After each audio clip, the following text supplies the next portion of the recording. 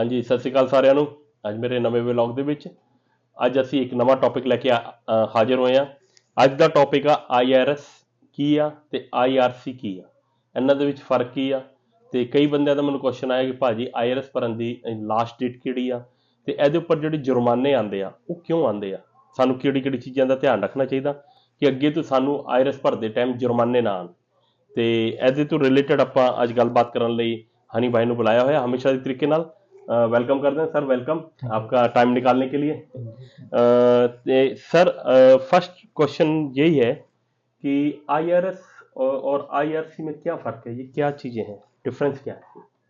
जैसे कि आप जानते होंगे कि इंडिया में ITR होता है, इनकम टैक्स रिटर्न, ऐसे ही पोर्चुगल में IRS होता है, IRS जो इंडिविजुअल वर्कर होता है, ठीक है, या फिर एक्टिविटी है जिसकी इंडिविजुअल की, तो उस पे जो आदमी टैक्स भरता है पूरे साल में, उसको IRS बोलते हैं। कि पूरे साल का एक डिक्लेरेशन देता है कि मैंने इतना इनकम कमाई है, उस पे इतना टैक्स बनता है, इनकम टैक्स बोलते हैं। हाँ, इनकम टैक्स हो गया। ठीक है। IRC क्या होता है? ये होता है कंपनी के लिए। अगर कंपनी की जो इनकम है पूरे साल में, उसका जो डिक्लेरेशन होता है उसको IRC बोलते हैं। यानी जो कंपनी ने कमाई की है, वो जो कंपनी ने कमाई की है, ठीक है, उस पे उसका जो टैक्स आता है वो IRC हाँ, के अकॉर्डिंग लिया जाता है। जी जी, ठीक है। तो सर ये इसमें क्वेश्चन ये है कि भाई कई बंदों को क्या है, जुर्माने आते हैं, वो कहते हैं जुर्माना क्यों आता है, क्यों, क्या कौन सी चीजों का ध्यान रखें कि जुर्माना कम आए और या ना आए? जुर्माने आने के बहुत सारी वजह हैं। ओके, हाँ, तो इसमें एक जो मेन वजह होती है कि जैसे कोई नया बंदा आया है, ठीक है, और उसने ना अपनी गवाही नहीं कटाई फिनेंस पे से, गवाही नहीं कटाई, यानी कि जब वो नया फाइनेंस बनाता है तब हाँ, नीचे एक लॉयर की गवाही होती हाँ, है, वो 6 मंथ के बाद आपको कटानी होती है नए बंदे के लिए। नए बंदे के लिए। तो अगर वो नहीं कटाई और उसके मतलब बिना आपने रिमूव किए विटनेस और आपने IRS भरी है, तो उस पर भी जुर्माना आता है।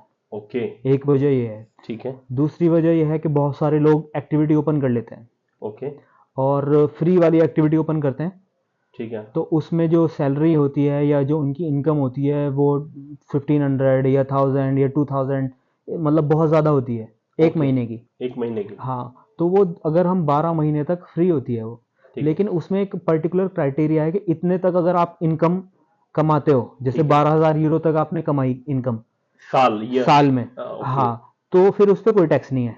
ओके, 12,000 तक कोई हाँ, जुर्माना या फिर टैक्स उसके ऊपर जितना तुम कमाते हो उसमें थोड़ा टैक्स लगता है, तो वो 900 यूरो, मैंने देखा है कि 800 यूरो 700 यूरो इतना टैक्स आदमी का आ जाता है। हाँ, वो भी हम कम कर सकते हैं अगर फाइन आ गया, वो अकाउंटेंट से आप मिले तो वो कम कर सकता है।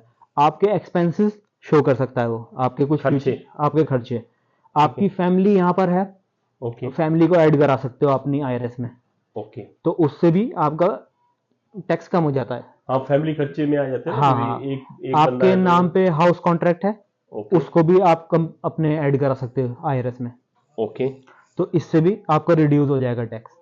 ओके, ठीक है। हाँ, यानी कि आपको खर्चे शो करने पड़ेंगे। हाँ, जितने आप खर्चे शो करते जाएंगे आपका उतना टैक्स कम होता जाएगा, उतना मतलब खर्चे में शो हो गया तो खर्चा, हाँ, फिर उस पे दूसरा तरीका यह है जिनकी एक्टिविटी है और एक्टिविटी पे ज्यादा टैक्स आ गया, तो अगर उनके पास प्रीवियस डेट पे फतूरे हैं और उन्होंने डिक्लेयर नहीं करे, या किसी अकाउंटेंट से मिले कि भाई मैंने फतूरे लिए ही नहीं थे उस आदमी से जिसके यहाँ मैंने काम किया है, जो है, तो अगर आप पुराने फतूरे आपने किसी को काटे हैं या किसी से लिए हैं, वो डिक्लेयर कराएं, उससे भी आपका टैक्स कम हो जाता है। अच्छा, मतलब कि इन चीजों का ध्यान रखें तो उससे उस हिसाब से टैक्स कम हो जाता है। अच्छा, कई बंदे कहते हैं IRS मैंने बढ़ानी है, ये क्या मैटर है? अब IRS बढ़ानी है कि भी मैंने फैमिली अप्लाई करनी है, या मैंने, ऐसे मुझे क्वेश्चन भी आते हैं कि IRS बढ़ानी हो तो क्या है ये देखो क्या होता है कि इलीगल तरीके से तो नहीं बढ़ा सकते आप, लेकिन हाँ, बढ़ाने का तरीका ये है, जैसे आप किसी एक कंपनी में काम कर रहे हो, ठीक है, और उसमें आपका जॉब कॉन्ट्रैक्ट लगा हुआ है, ओके, हाँ, लेकिन उसके साथ साथ आप कोई पर्सनल इंडिविजुअल काम भी करते हो। मान लो कि आप इलेक्ट्रिशियन हो, ओके, किसी के घर जाके बिजली ठीक करी, आपने उसको एक फतूरा बना दिया, ठीक है, या फिर आप एक पार्ट टाइम में ड्राइविंग का काम करते हो, आप जॉब भी करते हो, पार्ट टाइम में ड्राइविंग का भी काम करते हो, तो ये दो इनकम जुड़ के आपकी IRS बढ़ जाती है, यानी कि एक्स्ट्रा काम करते हैं, आप अपने 8 घंटे से एक्स्ट्रा काम, अपनी एक्टिविटी खुला के तो आप उसमें ग्रीन रिसिप्ट कटा के बढ़ा सकते हैं पहले। मतलब इस तरीके से हाँ, लीगली यही तरीका है। लीगली यही तरीका है। हाँ ठीक है। तो आज ठीक है, ये हमारा मेन टॉपिक था आज, क्योंकि काफी बंदों ने इस पे क्वेश्चन किए, तो मैंने कहा चलो इतने टाइम भर। अच्छा, ये लास्ट डेट कब की है, कब तक भर सकते ये हैं ये? अप्रैल मई जून, जून की लास्ट डेट होती है। ओके, जून हाँ, तक लास्ट डेट होती है। जून लास्ट तक आप कर सकते हैं। ठीक है। अच्छा, अगर कोई जून के बाद भरे, जैसे कि नहीं पता लगा और जून के बाद भर भरे। भर सकते हैं, उस पर थोड़ा फाइन होता है। अच्छा, थोड़ा फाइन आता है, जी। पर अपन उसमें जगह भर होती है कि आप कर सकते जी हो जी कर आप। सकते हैं। ओके, ठीक है। ठीक है, ਅੱਜ ਦਾ ਸਾਡਾ ਮੇਨ ਟੌਪਿਕ ਆਇਰਸ ਹੀ ਸੀ, ਤੇ ਅੱਗੇ ਹੁਣ ਅਸੀਂ ਸਵਾਲ ਜਵਾਬ ਲੈਣੇ ਕੁਐਸਚਨ। ਪਹਿਲਾ ਕੁਐਸਚਨ ਸਾਨੂੰ ਪੁੱਛਿਆ ਆ ਬਲਜਿੰਦਰ ਸਿੰਘ ਨੇ। ਸਤਿ ਸ੍ਰੀ ਅਕਾਲ ਭਾਜੀ, ਮੇਰੇ ਕੋਲ ਇਟਾਲੀਆ ਦਾ ਵਰਕ ਵੀਜ਼ਾ 6 ਮੰਥ ਦਾ ਸੀ, ਤੇ ਮੈਂ 2 ਮੰਥ ਸਟੇ ਕੀਤਾ, ਤੇ फिर मैं पुर्तगाल आ गया सी। मैनू इटालिया की पीसीसी बनवानी पऊगी। ये इनका क्वेश्चन है कि भाई मैं 2 महीने वहां रुका, उसके बाद मैं पुर्तगाल आ गया, मतलब यानी कि वीजे पे ही आ गए, और उसके बाद वो कर रहे हैं कि पीसीसी मुझे वहां की चाहिए पड़ेगी, इटालिया की।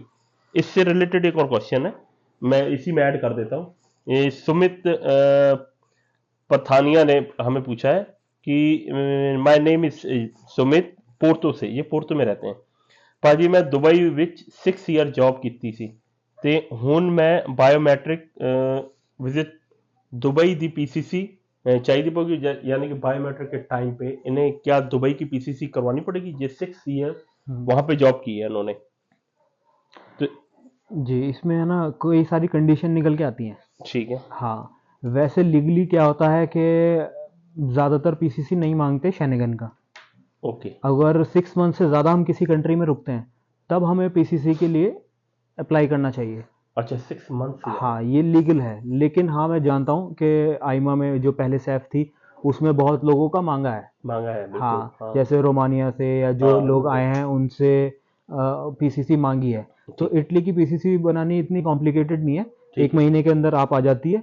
यानी हाँ, ऑनलाइन अप्लाई कर दे। ऑनलाइन कर रहे तो आप आ सकती है इजीली, कोई प्रॉब्लम नहीं है। तो ये दुबई वालों ने भी पूछा है कि भाई मैं इसको कैसे बनवा सकता हूँ, क्या इसमें? दुबई का सीन ये है कि अगर उन्होंने फाइल लॉक करते टाइम, उन्हें चेक करना होगा। अगर फाइल लॉक करते टाइम उन्होंने दुबई का वीज़ा या दुबई से रिलेटेड कोई डॉक्यूमेंट उन्होंने सबमिट करे हैं, ठीक है। तब वो उनसे मांग सकते हैं।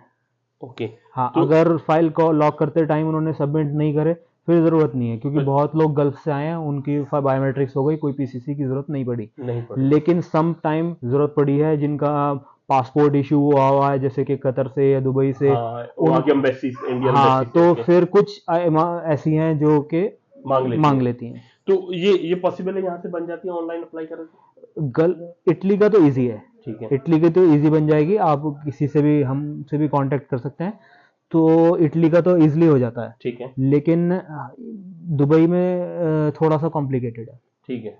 जो गल्फ है ना, गल्फ में थोड़ी कॉम्प्लिकेटेड है पीसीसी बनना। ओके। हाँ। ओके। तो ठीक है सुमित ਤੇ ਬਲਜਿੰਦਰ ਸਿੰਘ ਜੀ, ਇਹ ਤੁਹਾਡੇ ਕੁਐਸਚਨ ਦਾ ਆਨਸਰ ਹੈ ਜੀ। ਫਿਰ ਵੀ ਤੁਹਾਨੂੰ ਕੋਈ ਡਾਊਟ ਹੈ ਤੇ ਪਲੀਜ਼ ਮੈਨੂੰ ਕਮੈਂਟ ਬਾਕਸ 'ਚ ਜ਼ਰੂਰ ਲਿਖ ਦਿਓ, ਅਸੀਂ ਕੋਸ਼ਿਸ਼ ਕਰਾਂਗੇ ਆਉਣ ਵਾਲੀ ਵੀਡੀਓ ਦੇ ਵਿੱਚ जवाब देने लिए। आगे चलते सर नेक्स्ट क्वेश्चन पे। ये लाइट रूम इनका है, वो नाम है उसका आईडी का। इन्होंने किया है कि भाई मेरा नाम, हाँ, बिकी है, फारो से हैं, और ये इन्होंने कहा कि पेमेंट कर दी है बायोमेट्रिक के लिए।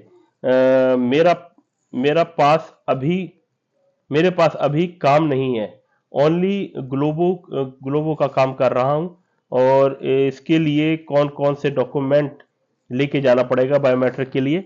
ग्लोबो के काम, यानी कि इनका कहने का मतलब है कि भाई जब अब मेरे पास वो काम नहीं है, जैसे कि मैं किसी के अंडर वर्क कॉन्ट्रैक्ट नहीं है। हाँ, तो मैं अभी ग्लोबो की आईडी पे काम कर रहा हूँ, तो अब बायोमेट्रिक के टाइम में वो पूछने की मुझे कोई अलग अलग डॉक्यूमेंट लेके देखो लीगली क्या होता है कि बायोमेट्रिक्स हो सकती है अगर आपकी एक्टिविटी खुली हुई है, ग्लोबो की आईडी आपके नाम पे है और आप लीगली काम कर रहे हो, आपके अकाउंट में पैसे आ रहे हैं, तो आप बायोमेट्रिक्स दे सकते हैं, कोई दिक्कत नहीं है। ठीक है। लेकिन इसमें क्या होता है, मोस्टली अगर आपकी आईडी आपके नाम पे नहीं है, ठीक है, आप ग्लोबो में काम कर रहे हैं या किसी भी एक्टिविटी पे आपने एक्टिविटी नहीं खुलाई है, ओके, तो फिर कॉम्प्लिकेटेड है। या फिर अगर आपने एक्टिविटी खुला भी रखी है और आप है ना ऑनलाइन बैंक का प्रूफ नहीं कर पाते, तो सम टाइम्स दिक्कत हो रही है। ठीक है। ठीक है, ये बिक्की साहब आप समझ गए होंगे। आपके क्वेश्चन का आंसर था। अगर आपको फिर भी कोई डाउट है तो प्लीज आप मुझे नेक्स्ट उसमें कमेंट्स कर दें। हमारा रिकमेंड यही होता है कि अगर आप एक्टिविटी पे काम कर रहे हैं तो कोशिश करें जिससे के साथ भी आप काम कर रहे हैं तो वो आपके अकाउंट में पैसा डाले, पेमेंट डाले, तो आपका प्रूफ बन जाएगा हमेशा के लिए। हाँ कि भी आप हाँ, real अगर आप हो। 2000 यूरो भी कर रहे हैं तो उससे बोलेंगे हाफ डालें या कुछ भी डालें, लेकिन वो जरूर डालें बैंक में अकाउंट। ठीक ठीक है, नेक्स्ट क्वेश्चन पे चलते हैं सर। ये भी यूजर आईडी है और इन्होंने किया है कि भाई मेरे लीगल एंट्री है बट बोर्डिंग पास नहीं है मेरे पास।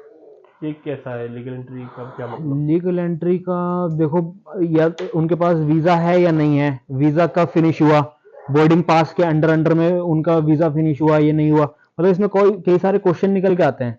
मतलब वो कह रहे हैं कि बोर्डिंग पास नहीं है उनके पास, लेकिन उस टाइम पे वीजा वैलिड था उनका जब वो इंटर हुए। हाँ ये उन्होंने बताया नहीं इसमें, हाँ। ऊपर नहीं दूसरी चीज के बोर्डिंग पास के अलावा कोई टिकट या कुछ, क्योंकि सिर्फ लीगल एंट्री वैल्यू नहीं करती। हाँ ठीक है, सिर्फ लीगल एंट्री वैल्यू नहीं करती, क्योंकि ऐसा है बहुत सारे स्टूडेंट हैं जिनके पास वीजा है ओके और उनका वीजा खत्म हुए भी एक साल हो गया, ठीक है, उन्होंने लीगल एंट्री करा ली किसी हाँ से। हाँ बिल्कुल, हाँ, तो उनको प्रूफ ऑफ एंट्री के लिए टिकट या वीजा या बोर्डिंग पास ये जरूर चाहिए होता ये है। जरूर चाहिए, जी। या आप ये प्रूफ करें कि वीजे के बीच में हाँ। आपका या फिर आप फ्रेंड्स ऐसा बना हो या कुछ हाँ, ऐसा। या फिर आप ऐसा कर सकते हैं कि 12 टैक्सेस पे करें, फिर आपको कोई जरूरत नहीं है। हाँ ठीक है ठीक है, हाँ 12 टैक्स के बाद आपको इस चीज की जरूरत पड़ेगी नहीं, इसकी बोर्डिंग पास की, और नॉर्मली इतना टाइम लग ही रहा है जी जी तकरीबन, है ना। बिल्कुल। तो ठीक है सर, आपका अगर और भी कोई डाउट हुआ तो मुझे कमेंट बॉक्स में जरूर लिखते हैं। नेक्स्ट क्वेश्चन पे चलते हैं। ये किया है मोनू कुमार ने।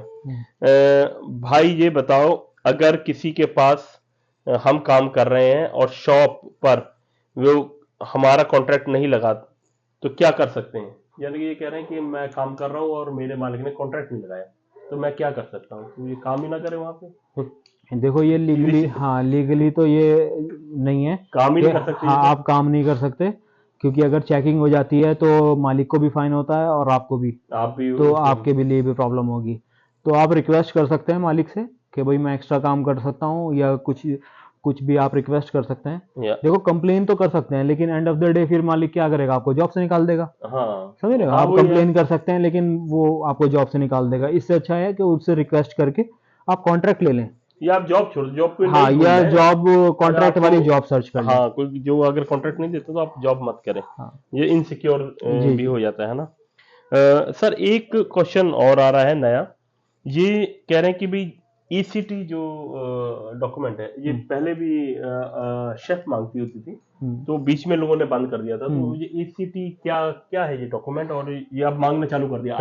पहले जो है ना, 2 साल पहले हम सबके साथ भेजते थे ईसीटी का पेपर। ओके हाँ, ये इजी है, आप फिनेंस से अगर खुद जानते हैं तो खुद भी निकाल सकते हैं, अगर नहीं जानते तो फिर आप अपने एम्प्लॉयर को, जो आपकी कंपनी है, उसको बोल सकते हैं, वो अपने अकाउंटेंट से कह के निकलवा सकती है, इजीली हो सकता है। यानी कि ये आपको मिल जाएगा अगर आप काम कर रहे हैं। और इसमें यह है कि आप अपना जुनता दे सकते हैं उसको, तो वो उसी एड्रेस के उसमें मेंशन करके निकाल देगा, ईसीटी निकाल देगा। ठीक है, थैंक यू सर। आज का ब्लॉग हमारा यहीं पे खत्म होता है। थैंक यू सर आपका टाइम देने के लिए। चंगा फिर नेक्स्ट नवे ब्लॉग में मिलते हैं। प्लीज़ मेरा चैनल सब्सक्राइब लाइक शेयर जरूर करो। ਜੇ ਤੁਹਾਡੇ ਕੋਲ ਕੋਈ ਵੀ ਕੁਐਸਚਨ ਆ ਜਾਂ ਸਜੈਸ਼ਨ ਆ, ਪਲੀਜ਼ ਮੇਰੇ ਕਮੈਂਟ ਬਾਕਸ 'ਚ ਜ਼ਰੂਰ ਲਿਖੋ, ਤੇ ਮੈਂ ਕੋਸ਼ਿਸ਼ ਕਰਾਂਗਾ ਆਉਣ ਵਾਲੇ ਬਲੌਗ ਬਣਾਉਂਗਾ ਜਦੋਂ ਉਹਦੇ ਵਿੱਚ ਕਰੈਕਸ਼ਨ ਕਰਾਂਗਾ। ਚੰਗਾ ਜੀ, ਸਤਿ ਸ੍ਰੀ ਅਕਾਲ ਸਾਰਿਆਂ ਨੂੰ। ਚੰਗਾ, ਮਿਲਦੇ ਆ ਨੈਕਸਟ ਬਲੌਗ 'ਚ।